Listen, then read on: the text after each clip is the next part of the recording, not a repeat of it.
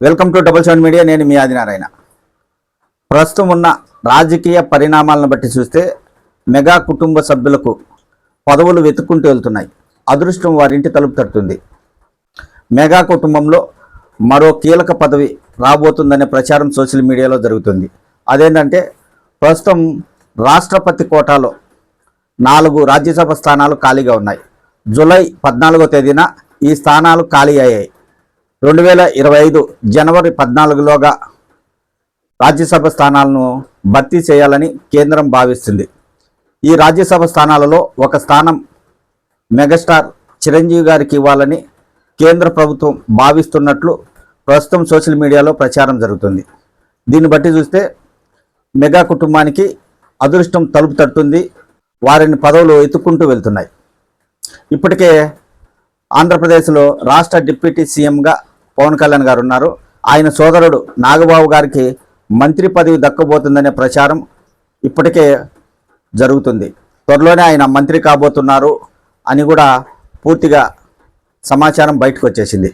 ఇప్పుడు కేంద్రంలో రాష్ట్రపతి కోటాలో మెగాస్టార్ చిరంజీవి గారు రాజ్యసభకు వెళ్ళబోతున్నారనే ప్రచారం జోరందుకుంది.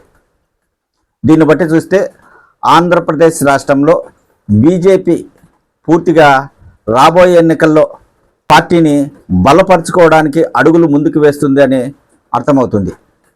ఇప్పటికే డిప్యూటీ సీఎం పవన్ కళ్యాణ్ గారికి కేంద్ర ప్రభుత్వం అధిక ప్రాధాన్యత ఇస్తుంది. ఆయన ఏదైనా రాష్ట్రానికి నిధులు తీసుకురావాలన్నా పవన్ కళ్యాణ్ గారు చెప్తే కేంద్ర ప్రభుత్వం విడుదల చేసే పరిస్థితి ఏర్పడింది. ఇక ఇప్పుడు జరుగుతున్న ప్రచారం ప్రకారం మెగాస్టార్ చిరంజీవి గారికి రాజ్యసభ దక్కితే ఆంధ్రప్రదేశ్లో బీజేపీ పార్టీ పాతుకుపోయే అవకాశం ఉంటుంది.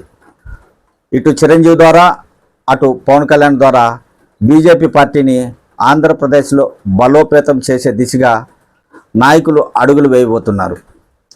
మొత్తానికైతే మెగాస్టార్ చిరంజీవికి రాజ్యసభ దక్కిందంటే బీజేపీ పార్టీ ఆంధ్రప్రదేశ్లో బలపడినట్టే.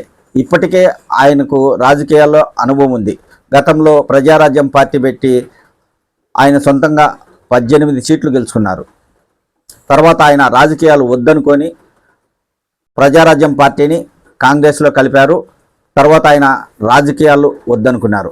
ఇప్పుడు ఒకవేళ బీజేపీ కేంద్ర ప్రభుత్వం రాజ్యసభ సీటు చిరంజీవి గారికి ఇస్తే ఆయన తీసుకుంటాడా లేదా అనే చర్చ కూడా సాగుతుంది. మొత్తానికైతే ఆంధ్రప్రదేశ్ రాష్ట్రంలోనే కాకుండా తెలంగాణలో బీజేపీ పార్టీ బలపడడానికి మాత్రం నాయకులు ప్రయత్నిస్తున్నారు. మెగా కుటుంబం నుంచి ప్రముఖ హీరోలను తీసుకొచ్చి బీజేపీ పార్టీని ఇంకా బలోపేతం చేయడానికి కృషి చేస్తున్నారు అనడానికి ఎలాంటి సందేహం అవసరం లేదు.